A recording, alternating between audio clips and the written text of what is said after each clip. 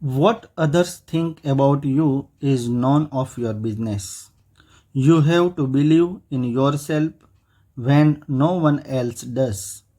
That is what makes you a winner. If having others believing in you and your dream was requirement for success, most of us would never accomplish anything.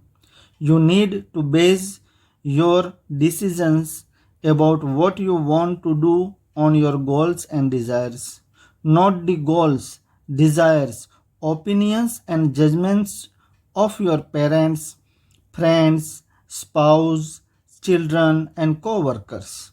Quit worrying what other people think about you and follow your heart.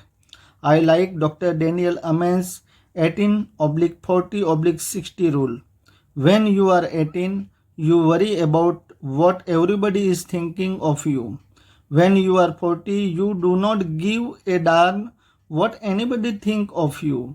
When you are 60, you realize that nobody's been thinking about you at all. Surprise. Really surprise.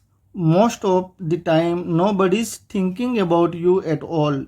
They are too busy worrying about their own lives, and if they are thinking about you at all, they are wondering what you are thinking about them.